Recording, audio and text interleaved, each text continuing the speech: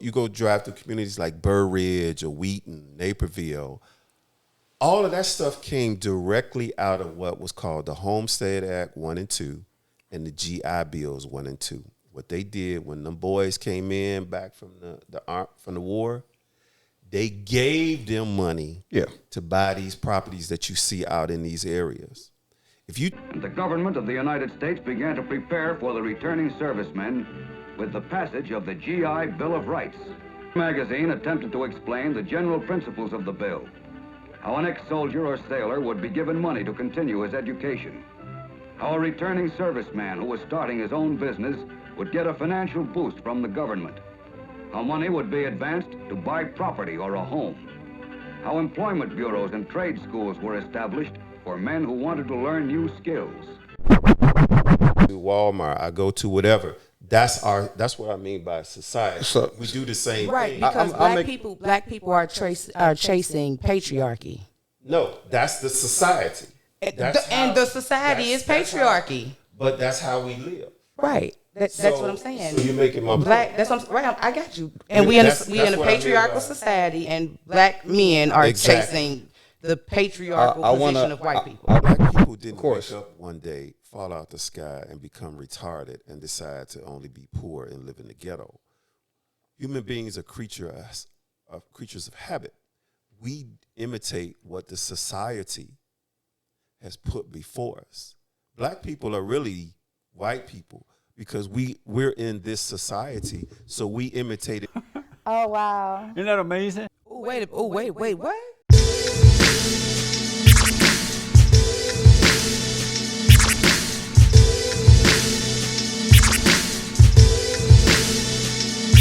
So, but one thing I did want to bring some attention to was just that, right? This angst, this anxiety, this anger, this fear. All of this is going on. That's not being that I would say is going unchecked, and essentially is slipping out of our hands. And if we don't address this issue of the mental health, then it's only going to get worse. So here's a video from some young ladies on the Millennials podcast, and they have something to say regarding parents and their ability to essentially navigate the minds of their children. It's really frustrating even to this day and age to hear people say, well, there's no like manual or book on parenting. And it's like, actually there kind of is. It's known as psychology. We've been studying parenting and outcomes in human development, emotionally, psychologically, and behaviorally for hundreds of years now. Just say you don't want to look it up. Just say you don't want to work on yourself. Don't go around saying, oh, I didn't know this. Well, no, you could know this if you are willing to seek the information. And you're right that people should really do a significant amount of self-work before having children. Of course, self-work and self-discovery is truly a lifelong, endeavor. It's something we continuously do. But there's a certain amount of work you have to do on yourself, especially in the areas of emotional intelligence and emotional regulation before you have children. What she's more or less speaking to is the self-work necessary to the pre-self-work necessary to that people should go about doing before they have kids, right? And this is just the difficult part about being Black, because we have to struggle with I would argue to be an enhanced version of these mental health declines and mental health struggles, because we're not just dealing with being normal human beings, right? I would say that these young ladies are more so speaking to like the general woes of like mental health and stuff like that, and the things that people are kind of overlooking, or the older generation was kind of overlooking, and in combination with that, all the many things that you kind of laid out to be as part of like the problems that we have just in dealing with being Black. You know what I mean? Just imagine what like these young white kids are kind of been going through, the angst and the anxieties and like all, and what had the pathology from them coming from born with a silver spoon in your mouth to shooting up schools, and looking at that side by side with what Black kids have to go through, and the pathology that they that they have to essentially combat with in order to come up to a situation where they have to gun somebody down just for something to eat. You know what I mean? Or it's no comparison. It's not. Yeah, exactly. It's not a comparison, but it's what the sisters were talking about. And I'm not trying to dominate the conversation. Those are issues, personal responsibility that, again, that's a private in-house conversation. What people try to do when they talk about these situations that we're addressing is they want to convolute the issue and mix the two. They are two separate conversations. Black people didn't wake up one day, fall out the sky, and become retarded and decide to only be poor and live in the ghetto. Human beings are creatures of habit. We imitate what the society has put before us. Black people are really white people because we're in this society, so we imitate it. Now, we bring our own flavor to it. Wait, what? We bring our own flavor to it. Listen to him. And that accounts for the cultural differences. I don't listen to 97.9 The Loop. I'll listen to V103. That's the cultural differences. But we basically, because that's how this society set up, we only know the United States of America. So we only know how to live from a cultural, literal perspective, what the United States has said, how we should live in society. If everybody went to Jamaica or England or Russia or whatever, we would be out of place because we're not connected to that culture or that heritage. We are Americans. Yeah. So what our society has done to us more than any other ethnic group is be constrictive, oppressive. I mean, but we can adapt. I'm still. We've been adapting, but how good have we been at adapting? I'm still stuck on white people. I mean, black people are essentially white people. No, what I said was the example culturally, in order to function in America, and that makes no sense. You got to go to school, you got to go to work. That's what everybody in the country that's does. what white people do. What they have done in our neighborhood is took all the resources out. So we do the same thing in terms of, I put my pants on one leg at a time, just like a white boy. Mm-hmm. I go to Target. I go to Walmart. I go to whatever. That's what I mean by society. So, we do the same thing. Right, because black people are chasing patriarchy.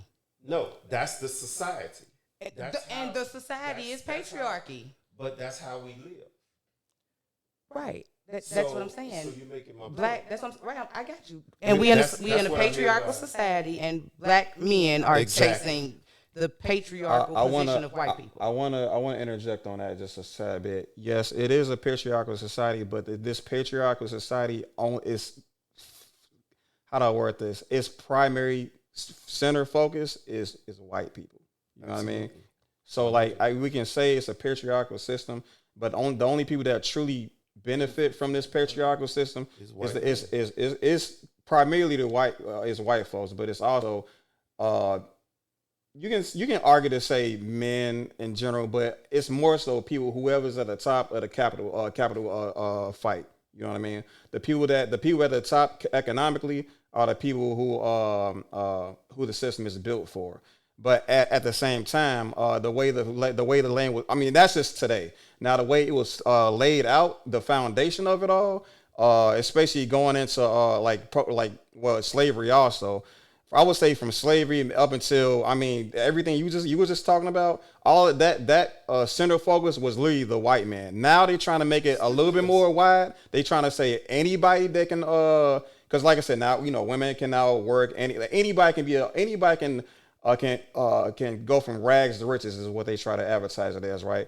But at the same time, I can't necessarily say that it's a patriarchal system when it's really when capitalism is just the victor goes to whoever can reach the heights. Now I will say that the people that have gotten the leg up in the situation, the foundation of it all is essentially set up for the white man to create to be like this to reach the top before anybody else. You know what I'm trying to say?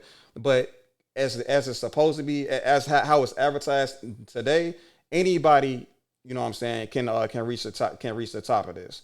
But essentially, that's why I gotta say. That's why I got to kick against it being because, like I said, when you say patriarchal, we're talking about something that's focused on men and men alone. But black men have been trying to be this capitalistic mogul. We've been trying. And we have become that multiple times.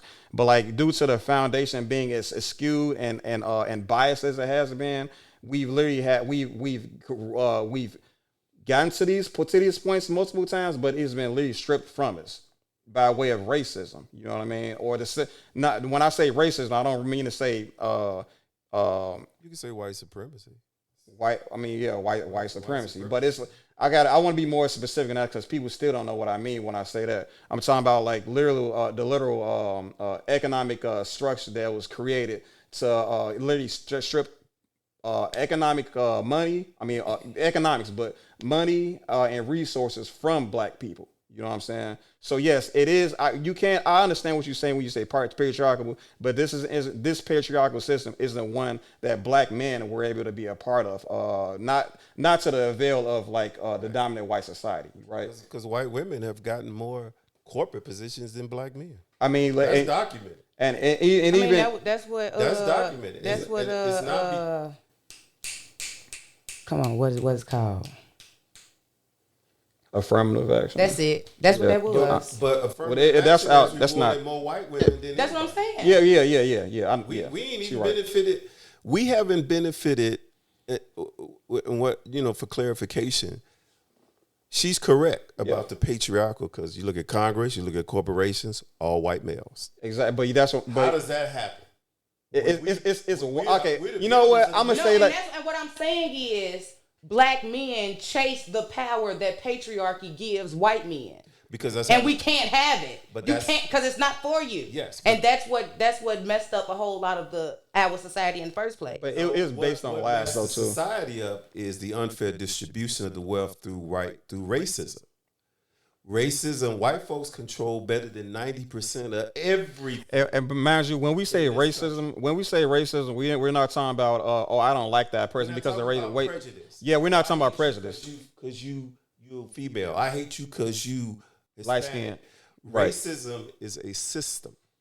It's your boy Dr. Claude Anderson talks about it being a race to take control of all of the wealth. Boy, we don't own nothing. You got that right. It ain't a toilet paper factory that any combination.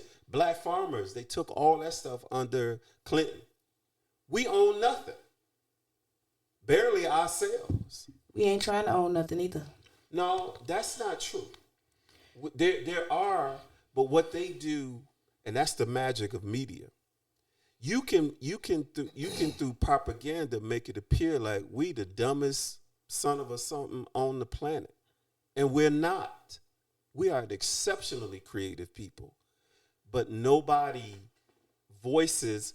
If you watch 10 o'clock news tonight or whatever, it's always negative, and it's been that way since I've been on the planet.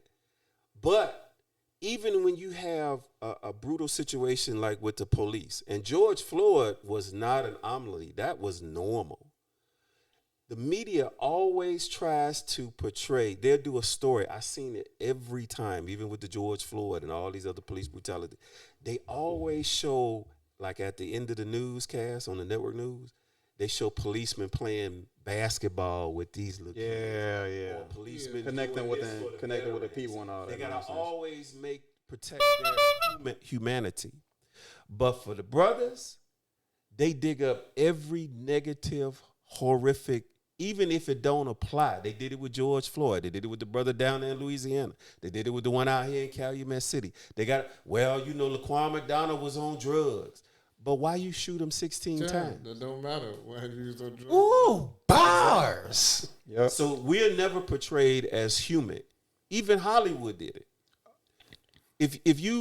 I remember sitting in high school one day and they were talking about classic historic civilization. Everything was white.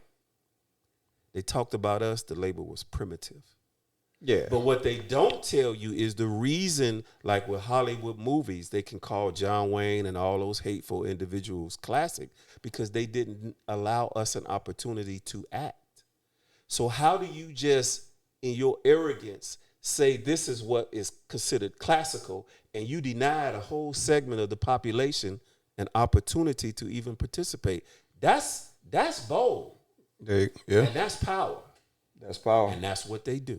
Exactly. Hell, that's just like I just found out that black people created hockey. Yeah. They were the creators. But did you And then were banned from playing it. Did you see that on the 6 o'clock news as a revelation during Black History Month? No, you did not. I don't see nothing on nowhere when it's Black History Month, but I know that in March the river turned green. All right. I know that between 2 and 6, I better not try to go down Western because it's blocked off.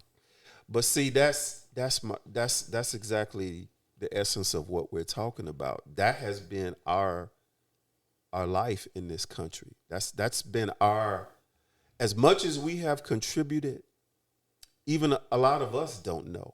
I'm learning stuff about contribution. Central Park in New York. Yeah. Central Park in New York was called Seneca Village. It was a black community, and it basically was white folks didn't want black folks living with, so they forced all of us in New York City to live in what is now Central Park. But when they wanted to build a park in that part of Manhattan, they just came in, kicked them folks out, I mean, day and night without warning. And nobody said anything. That's just like, I didn't know that that church, that Baptist church on the side of the red line, I didn't know that they picked it up and moved it. Because they don't want you to know. Pick that up and move it. Yes. What does that even mean? Just like he talking about, they moved the people out of Seneca Village. They literally lifted the church where truck. the E-way is 94. That was people's houses. It's a church. I don't know where. I think it's like between 39th. It's between 39th and before you get to 55th. You will see it's big as hell. You can't miss it. It used to be where the E-way is, and they picked it up and moved it. But isn't that amazing? And I got another one. Where the Dan Ryan is. That's what I'm talking about. That was the heart of the black. That's what it's church. I mean, it's still there. They just picked it up and moved it. It's on the side. It's on the side of the E-way now. Yeah. Built the Dan Ryan. Same thing. Oh yeah. Oh, y'all talking about when they tore down black communities. Yeah. Okay. Yeah. Urban renewal. Because they were basically this is Old Man's Daly's era. Richard R. Daley, who was horrible. They tried to keep us. There were several borders of the black community. It was originally State Street, where the Dan Ryan is. Yeah. Then it went to Halsted. Then it went to Ashland. And then it was Western. But the population kept growing as far as blacks coming up because we came for the jobs. Yeah. Okay, wait, I want you to back up some. We couldn't go east or we couldn't go west? We could not go west and we could not go south of 63rd Street. I didn't mention that. Okay, thanks, because I was 63rd confused. Street, I didn't know what we was where the Blackstone Rangers started. Yeah. South of 63rd was the Italians. Yeah. And you can YouTube it. You could Google it. For anybody that don't know, Chicago is like the most segregated city to this day ever in worse than Boston. America. Worse than Boston. The Blackstone Rangers were a group when they initially started protecting black folks who had to work and come through those areas south of 63rd Street and were attacked. You got several houses that when we finally did, they set them on fire. And nobody said nothing. This went on in every city for generations. We could have the money. I got a document right now in my possession in Old Town. And that document says verbatim, no property where Cooley High used to be, it's on that very block. I just saw that no movie. property is to be sold, we're called Negroes, ever. I got the document. And that's from the 20s and 30s. Yeah. So if you had the money, you couldn't. Buy that property. That's like you ever seen that movie called The Banker? Yeah, I saw the bank. Yeah, me had to use the white dude. He had the black dude was the one with the Had money to for real, but he had to use the white guy dude. because he needed his face because they wouldn't sell to him. Absolutely. And so if you look at from an economic standpoint, the money which is in the multiple billion, Ta-Nehisi Coates talks about this incredibly.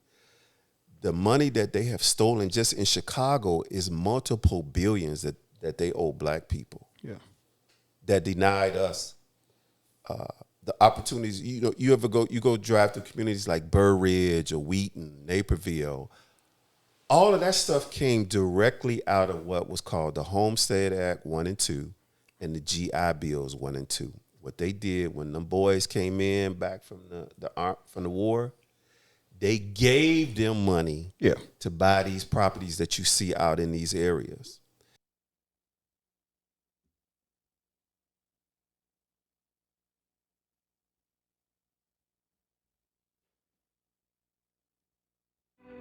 And the government of the United States began to prepare for the returning servicemen with the passage of the GI Bill of Rights. The Screen magazine attempted to explain the general principles of the bill, how an ex-soldier or sailor would be given money to continue his education, how a returning serviceman who was starting his own business would get a financial boost from the government, how money would be advanced to buy property or a home, how employment bureaus and trade schools were established for men who wanted to learn new skills. Americans were determined that this time, the men who fought for their country would find a place in it when they returned.